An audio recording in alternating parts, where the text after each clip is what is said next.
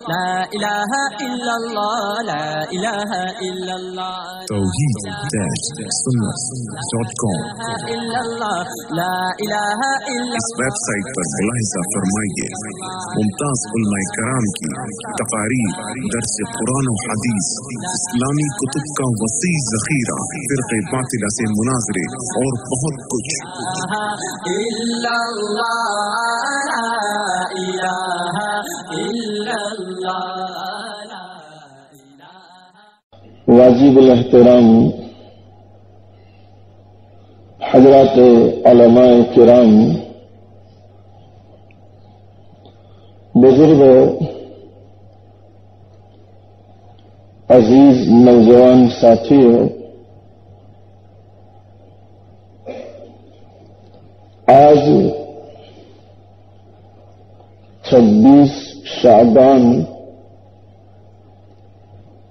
ہجری 1428،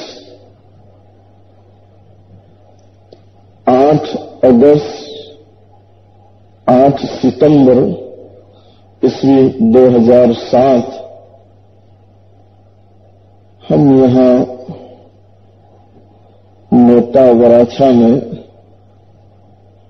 اصلاحی مجلس کے عنوان سے جمع ہے۔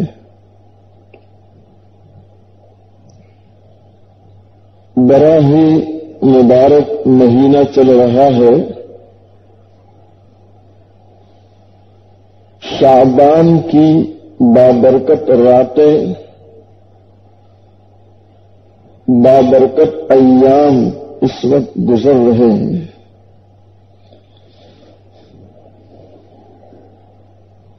شعبان کی فضیلت کے لیے میں اتنا کہہ دینا کافی سمجھتا ہوں کہ دونوں جہاں کے سردار محمد رسول اللہ صلی اللہ علیہ وسلم شعبان آنے سے پہلے یعنی رجب کا پہلا چاند ہوتا ہے اور حضور پاک صلی اللہ علیہ وسلم اللہ کی بارگاہ میں دعائیں مانگتے ہیں۔ ہمارا تو حال یہ ہے کہ رجب بھی گزر جاتا ہے، شعبان بھی گزر جاتا ہے، 29 شعبان ہو جاتی ہے، لوگوں کو فکر ہوتی ہے کہ آج پہلی تراویح ہوگی، اس وقت بھی کئی لوگ دعائیں مانگتے کہ دعا کرو کہ آج تراویح نہ ہو، کل اطمینان سے سب کریں گے۔ یہ ہماری حالت ہے، اور سرکار دو عالم صلی اللہ علیہ وسلم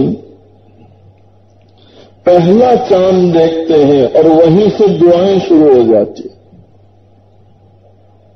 رجب اور شعبان کے لیے برکت کی دعا اور رمضان تک پہنچنے کی دعا۔ سرکار دو عالم صلی اللہ علیہ وسلم رجب کا پہلا چاند دیکھتے ہیں، دعائیں مانگتے ہیں، اللہم بارک لنا فی رجب وشعبان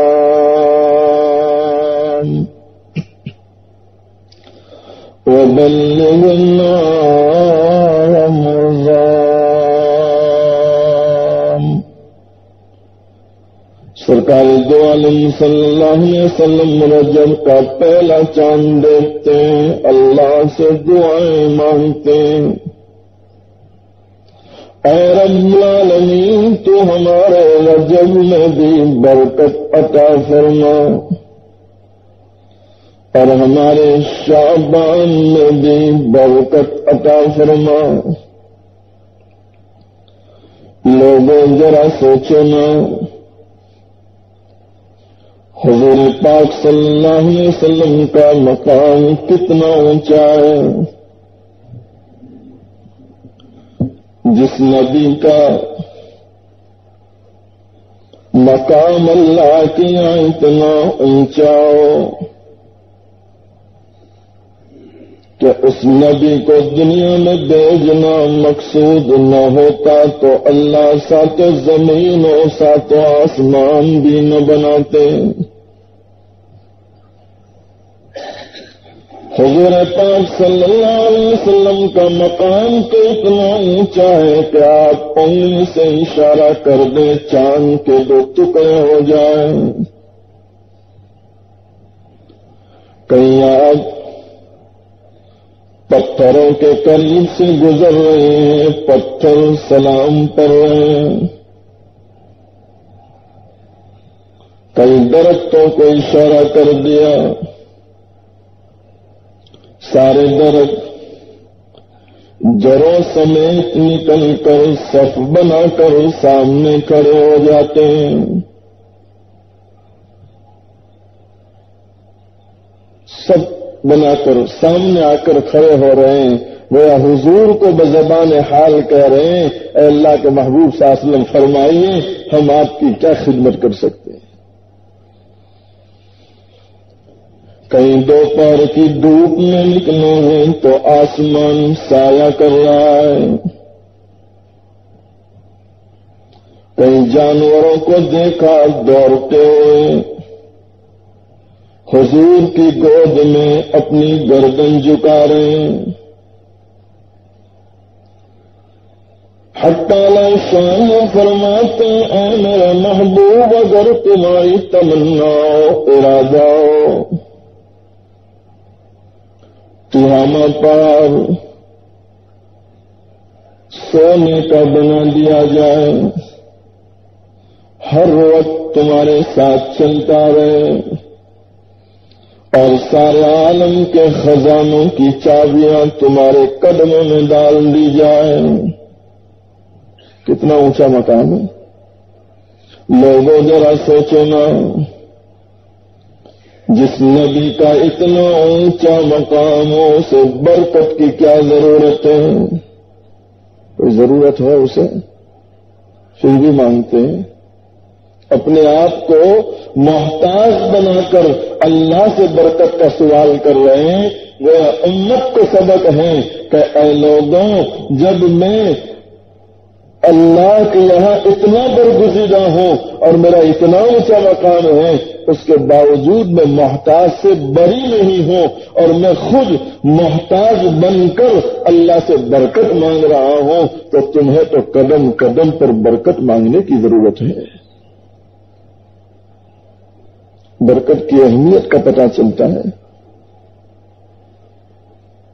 اللہ جسے برکت دے دیتے ہیں، تھوڑی سی کمائی ہوتی ہے سکون کے ساتھ رہتا ہے، اور برکت نہیں ہوتی ہے تو لاکھوں روپے کماتا ہے سکون نہیں ہوتا ہے.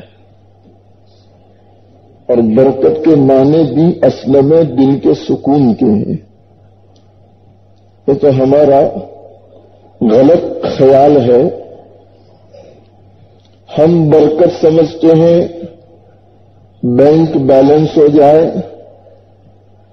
بنگلے، کاریں اور بہت ساری جائیداد کے مالک ہو جائے تو ہم سمجھتے ہیں بہت برکت ہے. حالانکہ ہمارے بزرگوں نے فرمایا یہ تو برکت کے اسباب ہیں، برکت نہیں ہے. اللہ ان چیزوں کے ہوتے ہوئے بھی برکت نہ دے اس پر اللہ قادر ہے. اور کوئی چیز نہیں ہے اس کے باوجود اللہ دل میں سکون لے دے اس پر بھی قادر ہے. ایک بادشاہ کے متعلق لکھا، بادشاہ بیمار ہو گیا،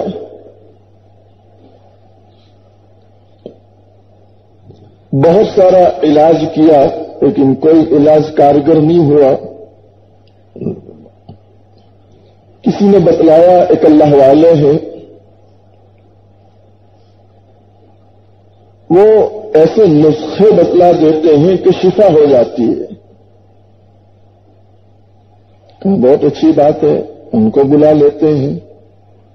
بادشاہ تو بادشاہ ہوتا ہے، اس کے لیے تو کوئی کمی نہیں ہوتی۔ بادشاہوں کا حال تو یہ تھا کہ داڑھی ہل جائے تو انعام مل رہا ہے، اور کبھی بادشاہ کی داڑھی ناراضگی کے ساتھ ہل جائے تو سزا ہو رہی ہے۔ اسی کا نام تو بادشاہ ہے۔ جیسے ایک بادشاہ نے خواب دیکھا کہ اس کے سارے دانت گر گئے، ڈر گیا۔ صبح ہوتے ہی معبر کو بلایا، تعبیر دینے والے کو، کہ بھائی ہم نے خواب دیکھا ہے، تعبیر بتلائیں۔ تعبیر دینے والا آیا، اس نے کہا بادشاہ سلامت، بہت برا خواب ہے۔ کہا اچھا بہت برا خواب ہے؟ کہا بہت برا ہے۔ کہا کیا ہے؟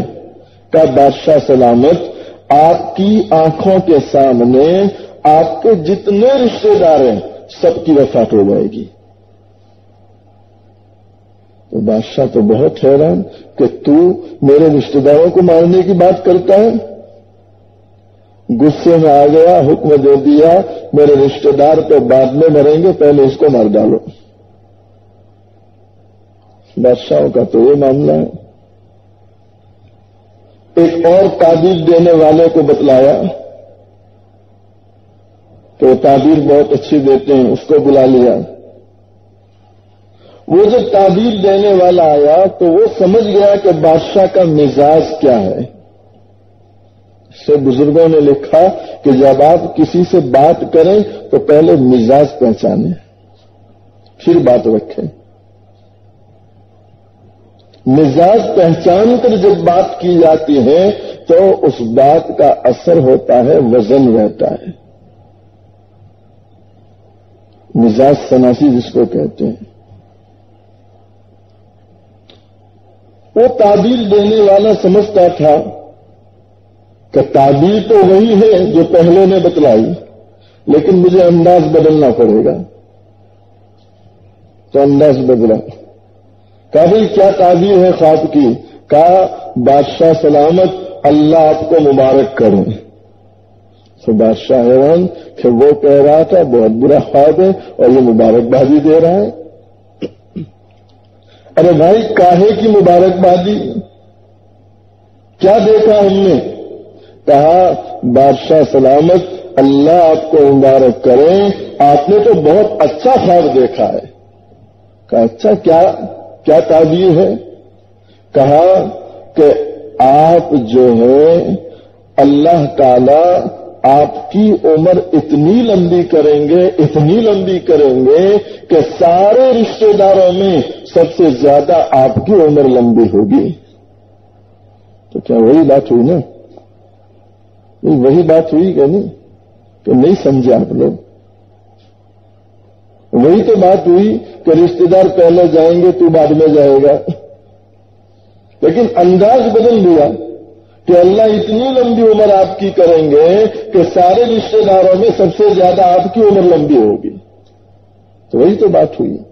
بادشاہ خوش ہو گئے، کہاں ماشاء اللہ، اس کو تعبیر کہتے ہیں، وہ تو ہمارے رشتے داروں کو مارنے کی بات کرتا تھا، جاؤ ان کو انعام دو۔ تو بادشاہ ہوتے ہیں۔ بادشاہ بیمار ہو گیا، اللہ والے آئے، نسخہ بتلایا کہ بادشاہ کو ایک ایسے آدمی کا کرتا لا کر پہنا دو جو بہت زیادہ خوشحال ہو، جسے کوئی ٹینشن نہ ہو، کوئی غم نہ ہو، کوئی پریشانی نہ ہو، جس کا دل باسکون رہتا ہو۔ کہیں تو بہت آسان ہے۔ بادشاہ کے بعد وزیر سب سے زیادہ خوشحال ہوتا ہے، وزیر کا کرتا لا کر پہنا دے۔ وزیر کے پاس گئے، کہا بھائی آپ کا کرتا چاہیے تھا، میرا کرتا اور بادشاہ کے لیے؟ یہ تو بڑی بے ادبی ہوگی۔ کہا نہیں، بات اصل میں یہ ہے کہ خوشحال آدمی کا کرتا چاہیے، ہم نے دیکھا کہ آپ سے زیادہ خوشحال کون؟ توحید-sunnah.com کہا بھائی کرتے بہت سارے ہیں، پوری قطار لگی ہے، لیکن جو دوسری بات ہے کہ خوشحال ہو، معاف کرنا، میرے ساتھ بہت ساری پریشانیاں لگی ہیں، دل میرا پرسکون نہیں ہے۔ اس سے نیچے والے کے پاس، پھر اس سے نیچے والے کے پاس، یہاں تک کہ پورے شہر میں جتنوں کے متعلق یہ گمان تھا کہ ان کو بہت آرام ہے، ان سب نے یہ کہا کہ کرتے بہت ہیں لیکن دل میں سکون نہیں ہے۔ آج بھی آپ تجربہ کریں، آپ ذرا باہر دیکھیں، جن کو بھی اللہ بے دینی کے ساتھ دنیا دیتے ہیں، بہت وسیع ان کا کاروبار ہوتا ہے، لیکن رات کو جب بستر پر جاتے ہیں بغیر گولی کھائے نیند نہیں آتی ہے۔ آج بھی ایک ساتھ کے یہاں میں سورت میں دوپہر کو ان کے ساتھ بیٹھنا ہوا تو بہت ساری الجھنوں میں تھے، بہت بڑا آدمی ہے، روزانہ کے 10 لاکھ کما رہا ہے، مجھے کہہ رہا تھا کہ مجھے مولانا روزانہ مجھے 10 لاکھ روپے چاہیے، بہت بڑا اس کا کاروبار ہے۔ تو میں نے اس کو بھی یہی پوچھا کہ رات کو آپ کب سوتے ہیں؟ تو کہ نہیں مولانا الحمدللہ میں رات کو جلدی سو جاتا ہوں اور نیند بھی آ جاتی ہے۔ بہت دیندار بھی ہے، نوجوان ہے، 35 سال کی عمر ہے، لیکن سنت کے مطابق داڑھی ہے، کرتا بھی پہنتے ہیں اور کندھے پر قصیدہ بھی ڈالتے ہیں۔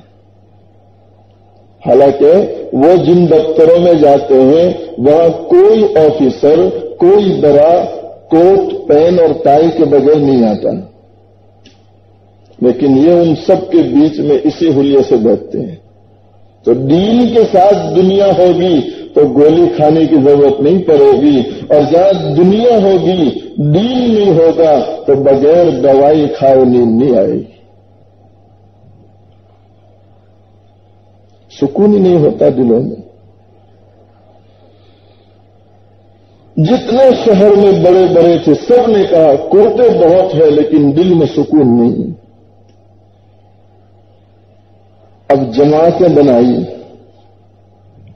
دیہاتوں میں بھیجیں اور دیہاتوں میں جا کر دیکھیں کہ شاید کوئی انسان ایسا مل جائے جو خوشحال ہو، جسے کوئی پریشانی نہ ہو۔ ایک جماعت دوپہر کے وقت چلتے ہوئے ایک دیہات میں پہنچی، کڑی دھوپ ہے، دوپہر کا وقت ہے، دیکھا ایک غریب انسان اپنا سطر چھپائے ہوئے تالاب کے کنارے پر بیٹھا ہے، دونوں پیر پانی میں لٹکائے ہوئے ہیں، تالاب میں سے پانی لے کر اپنے جسم پر ڈال رہا ہے اور مارے خوشی نغمے گا رہا ہے۔ خوش ہو گئے وہ لوگ جو دربار سے چلے تھے کہ جس آدمی کی ہم کو تلاش تھی وہ مل گیا، کہ اس سے زیادہ خوش ہم نے نہیں دیکھا۔ قریب گئے، اس کو کہنے لگے بھائی آپ کا تو مقدر جاگ اٹھا، آپ سونے میں تولے جاؤ گے۔ وہ بیچارہ غریب جس نے کبھی سونے کا نام نہیں سنا، اس کو یوں کہا جائے کہ سونے سے تولے جاؤ گے، اس نے کہا ارے بھائیو بات کیا ہے پہلے وہ بتلاؤ، بعد میں سونے کی بات کرو۔ تو کہا بات اصل میں یہ ہے کہ بادشاہ بیمار ہیں اور ان کو خوشحال آدمی کا کرتا چاہیے، ہم نے دیکھا کہ تم سے زیادہ خوشحال کوئی نہیں ہے، بس ایک کرتے کی بات ہے، آپ اپنا کرتا دے دیں، بادشاہ پہن لیں گے، شفا ہو جائے گی، آدھی سلطنت تمہاری ہو جائے گی۔ اس نے کہا ارے بھائیو بات تو آپ کی ٹھیک ہے، میں بہت خوش ہوں، الحمدللہ مجھے کوئی ٹینشن نہیں، کوئی پریشانی نہیں، لیکن جو دوسری بات کرتے ہیں کہ کرتا چاہیے، معاف کریں میرے پاس کرتا نہیں ہے۔ بزرگوں نے لکھا کہ دیکھیے بغیر کرتے کے اللہ نے سکون سے رکھا ہے۔ اس کی ایک آسان مثال میں دیا کرتا ہوں، ہم لوگ اے سی رکھتے ہیں گھروں میں، یہ اے سی آپ پوری رات چلا لیں، اوپر کی جو چمڑی ہے، چمڑی کو تو وہ اے سی کی ہوا ٹھنڈک پہنچا سکتی ہے، چمڑی ٹھنڈی ہو جائے گی، لیکن دل میں اندر غموں کی وجہ سے، ٹینشنوں کی وجہ سے جو گتن ہو رہی ہے، جلن ہو رہی ہے، اے سی کی وہ ٹھنڈی ہوائیں اندر کی گتن کو نہیں مٹا سکتی۔ اس کے لیے تو اللہ کی یاد، اللہ کا ذکر ہے۔ عرض یہ کر رہا تھا کہ حضور پاک صلی اللہ علیہ وسلم رجب سے اللہ سے برکت کی دعائیں مانگتے ہیں۔ سرکار دو عالم صلی اللہ علیہ وسلم رجب کا پہلا چاند دیکھتے ہیں، اللہ سے دعائیں مانگتے ہیں۔ اللہم بارک لنا فی رجب و شعبان وبلغنا رمضان۔ حضور پاک صلی اللہ علیہ وسلم اللہ سے دعا مانگتے ہیں، اے اللہ جب تو نے رجب بھی دے دیا، شعبان بھی دے دیا، تو اب جو بے انتہا خیر و برکت کا مہینہ ہے اس سے تو ہمیں محروم نہ کرنا۔ اس رمضان کی فضیلت ثابت ہو رہی ہے کہ رمضان کی کتنی فضیلت ہے کہ حضور پاک صلی اللہ علیہ وسلم رجب سے اس کے لیے دعائیں مانگتے۔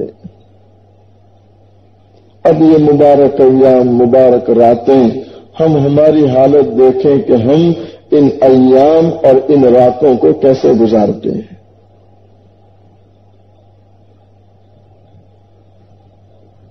اس وقت بے حیائی، عریانیت، ننگاپن اور گناہوں کا یہ عالم ہے کہ بڑے بڑے مشائخ، بڑے بڑے حضرات جو اس امت کی اصلاح کی فکر میں لگے ہیں، اس وقت حیران ہیں کہ سمجھ میں نہیں آ رہا کہ اتنے سارے جلسے ہو رہے ہیں، اصلاح معاشرہ پر اتنے سارے بیانات ہو رہے ہیں، اس کے باوجود خرابیاں دن بدن بڑھتی جا رہی ہے۔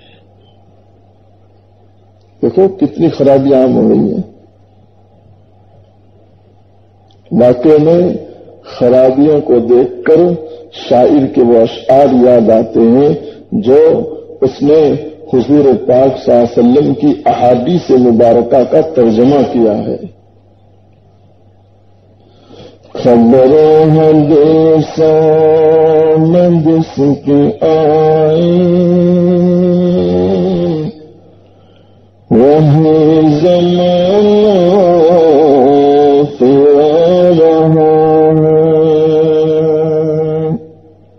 خبر حدیثوں میں جس کے آئی، وہی زمانہ پھر رہا ہے۔ زمین بھی بدل رہی ہے، فلک بھی آنکھیں دکھا رہا ہے۔ فلک کا آنکھیں دکھانا، دو مثالیں دوں آپ کو۔ آپ اخبار دیکھتے ہوں گے، خبریں سنتے ہوں گے، اس وقت آپ پوری دنیا پر نظر ڈالیں تو پوری دنیا میں سیلاب کا عذاب ہے۔ پوری دنیا میں برطن، امریکہ، فرانس، یہ ایسی جگہیں کہ جہاں سیلاب کا کوئی تصور نہیں کرتا تھا کہ یہاں بھی سیلاب آئے گا۔ وہ خود حیران ہے کہ سیلاب کیسے آ رہا ہے۔ پوری دنیا میں سیلاب کا عذاب ہے۔ اور عذاب یہ گناہوں کی کثرت پر آتا ہے۔ حدیث پاک میں حضور پاک صلی اللہ علیہ وسلم نے فرمایا کہ سمندر کی جو موجیں اٹھتی ہیں اور یہ جو بڑے بڑے سمندر ہیں روزانہ اللہ سے اجازت مانگتے ہیں کہ اللہ ان کے گناہوں کی انتہا ہو چکی ہے، اے اللہ تو ہمیں اجازت دے دیں تاکہ سب کو بہا کے لے جائے۔ سمندر اجازت مانگتے ہیں۔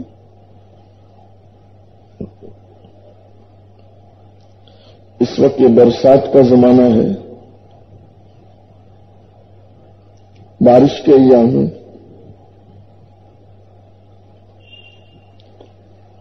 آپ کے یہاں یہ جو سفید داڑھی والے بڑے بوڑھے بیٹھے ہیں، ان کو آپ پوچھو کہ آپ جب بچپنے کی عمر میں تھے یا جوان تھے اس وقت برسات کے ایام کیسے ہوتے تھے؟ یعنی برسات کا زمانہ یعنی ٹھنڈی کا زمانہ۔ گرمی کے دنوں میں بھی مئی کا ایک مہینہ اور اس کے آس پاس 1-2 مہینے گرمی ہوتی تھی جس میں لوگ پنکھوں کو تلاش کرتے تھے، اس کے علاوہ کبھی پنکھے کا تصور نہیں۔ اور اس وقت برسات کا زمانہ ہے نا کہ ختم ہو گیا، برسات بھی ہو رہی ہے، صبح کو ہو رہی ہے، پھر شام کو دھوپ ہے، اور اب تو دوران دھوپ برسات ہو رہی ہے، اب دوران برسات دھوپ آ رہی ہے۔ نظام بدلا کہ نہیں؟ یہ کیوں بدلا؟ ویسے ہی بدل گیا۔ 7 حدیث ہے اور صحیح حدیث ہے کہ لوگوں جیسے تمہارے اعمال آسمانوں پر پہنچیں گے ویسے ہی فیصلے اوپر سے نیچے اتریں گے۔ برسات کا زمانہ ہے، اس کے باوجود گرمی لگ رہی ہے، پنکھے چل رہے ہیں، دیکھیے آپ، اور پنکھے چل رہے ہیں اس کے باوجود جی گھبرا رہا ہے کہ کب باہر ہوا میں نکلیں۔ کوئی ہو رہا ہے کہ نہیں؟ حضور پاک صلی اللہ علیہ وسلم نے فرمایا اے لوگوں جب وہ ایام تمہارے سامنے آ جاویں کہ برسات کا زمانہ ہو اس کے باوجود گرمی لگتی ہو، انتظار کرو اب قیامت قریب ہے۔ ان یکون المطر کیزا، حدیث ہے۔ قیامت کے قریب ہونے کی اس کو نشانی بتلائی، قرب قیامت میں سے بتلایا۔ اور یہ تو اللہ کا احسان مانو، اس اللہ نے گناہوں میں بدبو نہیں رکھی۔ اگر اللہ گناہوں میں بدبو رکھ دیتا تو آج میں اور آپ کسی کے قریب بیٹھنے کے لائق نہ ہوتے۔ مجھے شیخ احمد لاہوری رحمت اللہ علیہ کا وہ واقعہ یاد آ رہا ہے کہ گناہوں کی جو شکلیں اللہ کے یہاں ہیں اہل اللہ کو بھی نظر آتا ہے۔ اس میں امام اعظم ابو حنیفہ رحمت اللہ علیہ کے حالات میں لکھا کہ ایک آدمی وضو خانے پر وضو کر رہا ہے تو دوران وضو کون سا گناہ اس کا دھل رہا ہے حضرت کو وہ نظر آتا تھا۔ تو اللہ سے دعا مانگی، اللہ لوگوں کے عیوب میرے سامنے آ رہے ہیں، یہ چیز تو مجھ سے لے لے۔ میں نہیں چاہتا کہ لوگوں کے عیوب میرے سامنے آئے۔ یہ اللہ والوں کی حالت ہے، اور ہماری حالت آج یہ ہے کہ صبح سے لے کر شام تک لوگوں کے عیوب تلاش کرنے میں رہتے ہیں، تجسس جس کو بولتے ہیں۔ یہ بیماری ہے کہ نہیں ہم میں؟ آج تو کئی لوگوں کا مشغلہ یہ ہو چکا کہ ذرا فارغ وقت ملے گا چوراہوں پر آٹو پر بیٹھے بیٹھے یہ وہاں جا رہا ہے، وہ وہاں جا رہا ہے، یہ وہ کر رہا ہے، وہ کر رہا ہے، بس یہی تبصرے ہو رہے ہیں لوگوں کو۔ اور بزرگوں کا حال یہ ہے کہ اللہ بطور کرامت کے دے رہے ہیں تو بھی یہ اللہ سے دعا مانگتے ہیں، اللہ ہمیں یہ چیز نہیں چاہیے، اس لیے کہ لوگوں کے عیوب کھل رہے ہیں۔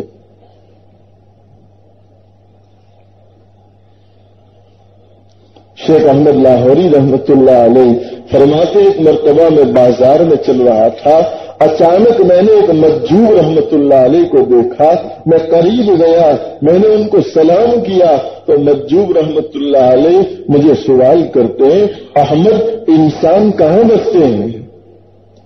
کیا سوال کیا؟ انسان کہاں بستے ہیں؟ اس وقت اتنے سارے لوگ بیٹھے ہیں اور کوئی آدمی یہاں آ کر یوں پوچھے کہ مولانا موتا وراچھا میں انسان کہاں رہتے ہیں تو آپ پاگل کہو گے کہ نہیں کہ یہ سب نظر نہیں آتے؟ بڑے بازار میں ایک مجذوب رحمت اللہ علیہ شیخ احمد کو پوچھتے ہیں، احمد انسان کہاں بستے ہیں؟ شیخ احمد کہتے ہیں میں تو حیران ہو گیا کہ پورا بازار لوگوں سے بھرا ہے اور یہ اللہ کا بندہ پوچھتا ہے انسان کہاں ہے؟ تو کہتے ہیں میں نے کہا حضرت یہ سب انسان ہی تو ہے۔ تو پھر پوچھا احمد انسان کہاں بستے ہیں؟ تو کہتے ہیں میری حیرانی اور بڑھ گئی کہ یا اللہ پورا بازار بھرا ہے۔ میں نے ان کو کہا حضرت یہ دکانوں پر سب انسان ہی تو کھڑے ہیں، یہ سب خرید و فروخت میں لگے۔ کہتے ہیں اب انہوں نے توجہ ڈالی، نظر ڈالی، اہل اللہ کی بھی نظر لگتی ہے۔ نظر لٹکا تو اعتکاف رکھتے ہیں کہ نہیں؟ کہ بچہ بیمار ہو جائے، 2-3 مرتبہ دوائی لائے پھر بھی شفا نہیں ہوتی تو اماں دھیرے سے کہتی ہے کہ انہیں کوئی نہیں نظر لائے گی، بولتی ہے کہ نہیں؟ تو جب بری نظر لگ سکتی ہے تو اچھی نظر نہیں لگے گی بھائی۔ حکیم اختر صاحب، حضرت حکیم اختر صاحب دامت برکات ان نے واقعہ لکھا کہ دہلی کی جامع مسجد میں ایک اللہ کے ولی نے چلہ لگایا اعتکاف میں۔ یہ چلہ وہی بزرگوں سے چلا ہے۔ 40 دن اعتکاف کیا مسجد میں۔ اہل اللہ کی نظر میں اللہ نے اثر رکھا ہے۔ شاعر بھی کہہ رہا ہے نگاہ وہ تاثیر دیکھیں، نگاہ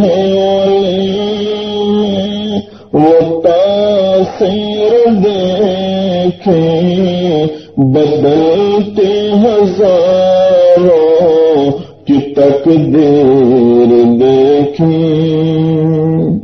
اللہ والے کی ایک نظر پڑ جاتی ہے، اللہ قسمت چمکا دیتے ہیں، ان کی نظروں میں اثر ہوتا ہے۔ کہتے ہیں 40 روز انہوں نے اعتکاف کیا اور اعتکاف سے چھٹ کر دروازے پر آتے ہیں اور دروازے پر آتے ہی باہر ایک کتا بیٹھا ہوا تھا، اس کتے پر حضرت کی نظر پڑتی ہے۔ حضرت تھانوی رحمت اللہ علیہ بھی لکھتے ہیں کہ اس کتے پر نظر پڑی تو وہ ظالم کتا دوسرے کتوں کا پیر بن گیا۔ وہ کتا جہاں بھی جاتا ہے سارے گلی کے کتے جمع ہو کر اس کے سامنے ادب سے بیٹھ جاتے ہیں۔ حضرت تھانوی رحمت اللہ علیہ نے بھی لکھا کہ لوگوں ایک ظالم کتے پر نظر پڑ رہی ہے تو وہ کتوں کا شیخ بن رہا ہے، تو تم تو اشرف المخلوقات ہو، تم تو انسان ہو، عقل رکھتے ہو، اگر تم کسی اللہ والے کی خدمت کر لو، اس کی ڈیوٹی سیدھی کر لو اور وہ اللہ تم کو نہ نوازیں، یہ کبھی نہیں ہو سکتا۔ شرط یہ ہے کہ سچے دل سے خدمت کریں، نیتیں صاف ہو، نیتیں پاک ہو، اللہ والوں کی نظروں میں اثر ہوتا ہے۔ حضرت پیر ذوالفقار نقش بندی دامت برکات علیہ نے باقاعدہ ایک پرندے کی مثال دی ہے۔ ایک پرندہ ہے جو انڈے رکھنے کے بعد انڈوں پر نہیں بیٹھتا ہے، جیسے مرغی بیٹھتی ہے اور حرارت پہنچا رہی ہے، وہ پرندہ اس پر نہیں بیٹھتا، بلکہ انڈے یہاں گھونسلے میں ہیں، اور وہ پرندہ دور بیٹھتا ہے کئی میلوں دور، اور وہاں سے صرف توجہ ڈالتا ہے، اور اس کی توجہ سے یہ انڈے یہاں تیار ہو رہے ہیں۔ حضرت لکھتے ہیں کہ جب ایک پرندہ نظر سے انڈوں کو پکا رہا ہے تو اللہ والوں کی نظروں کی تاثیر کا کیسے انکار کر سکتے ہیں؟ اہل اللہ کی نظر میں اثر ہوتا ہے۔ تو مجذوب رحمت اللہ علیہ نے شیخ احمد پر ایک خاص نظر ڈالی، اور نظر ڈالنے کے بعد پوچھا، احمد انسان کہاں بستے ہیں؟ تیسری مرتبہ پوچھا۔ شیخ احمد کہتے ہیں، اب جو میں نے نظر گمائی تو کہیں کتے کھڑے ہیں، کہیں بلے تو کہیں خنزیر کھڑے تھے، پورے بازار میں کوئی انسان نظر آتا تھا، ورنہ سب جانور نظر آ رہے تھے۔ یہ گناہوں کی شکلیں ہیں جو اہل اللہ کو نظر آتی ہیں۔ کہتے ہیں تھوڑی دیر کے بعد وہ نظر کا اثر ختم ہوا تو دیکھا وہ مجذوب رحمت اللہ علیہ چلے گئے تھے۔ میرے بھائیوں، بڑے مبارک ایام، بڑی مبارک راتیں چل رہی ہیں۔ ہم ابھی سے گناہوں سے سچی اور پکی توبہ کریں، گناہوں سے اپنے آپ کو بچانے کی کوشش کریں۔ آگے بہت ہی زیادہ برکت والا مہینہ رمضان کا مہینہ آ رہا ہے، جس کی ایک ایک گھڑی خیر و برکت سے بھری ہوئی ہے۔ رمضان کا تو وہ مہینہ ہے کہ انسان کوئی عمل نہ کرے، خاموش بیٹھا رہے تو اس کا یہ بیٹھنا بھی عبادت میں لکھا جاتا ہے۔ اس لیے رمضان کی بہت ہی زیادہ قدر کریں اور عبادت کے ساتھ رمضان کو گزاریں۔ عام طور پر ہم نے جو رمضان کا ماحول بنا لیا ہے کہ رمضان کا مہینہ یعنی کھانے پینے کا مہینہ، اور برا نہ لگائیں، یقین سے کہتا ہوں کہ ہم لوگ رمضان کے مہینے میں اتنا کھاتے ہیں، اتنا کھاتے ہیں، یہ روزہ تو صرف نام کا ہے، جو وقت ہے بس اس میں بریک ہے، لیکن وہ بریک جب ہٹتی ہے تو اتنا کھا لیتے ہیں کہ 11 مہینوں میں بھی اتنا نہیں کھاتے۔ اور اللہ معاف کرے، اوپر سے مسلمان کہتا ہے مولانا یہ تو رمضان کی برکتیں ہیں، وہ کھانا مل رہا ہے نا، قسم کا آئٹم ہے سب، تو کیا کہتا ہے یہ رمضان کی برکت۔ تو بھائی تجھے کھانے پینے میں رمضان کی برکت نظر آتی ہے تو عبادت میں برکت نظر نہیں آتی کہ رمضان کی برکت سے میری نوافل بڑھ گئی، میری قرآن کی تلاوت کا اہتمام بڑھ گیا، میری تسبیحات بڑھ گئی؟ یہ تو کسی کا بڑھتا نہیں، اس میں تو جہاں سے وہی ہے۔ اور کھانے پینے میں ماشاءاللہ برکت نظر آتی ہے۔ تو میرے بھائیوں، اگر آپ کو راندیر جانے کی عادت ہو کھانے پینے کے لیے، بہت سارے لوگ جاتے ہیں، ہمارے بروز تک سے آتے ہیں، اسکوٹر لے کر بروز سے یہاں تک آتے ہیں، پوری رات وہی کھانے پینے میں جا رہی ہے، کیا فائدہ ہے؟ ایسے بازار جہاں مرد اور عورتیں اس طرح چلتی ہو، خلط ملط ساتھ میں چلتی ہو، آپ خود سوچیں کہ رمضان کا مہینہ ہو، مبارک راتیں ہوں کہ اللہ آسمان دنیا پر آ کر پکارتا ہو، اے میرے گنہگار بندو آؤ، میں تمہیں معاف کرنے کے لیے تیار ہوں۔ وہ اللہ جو رحمت کا دریا بہا رہا ہو، اور ہم مسلمان ایسی مبارک گھڑیوں میں بے پردگی، بے حیائی کے گناہوں میں مبتلا ہو تو اللہ کی رحمت اترے گی یا عذاب اترے گا؟ اللہ تعالی ہمیں اس مہینے کی قدر کی توفیق عطا فرمائے۔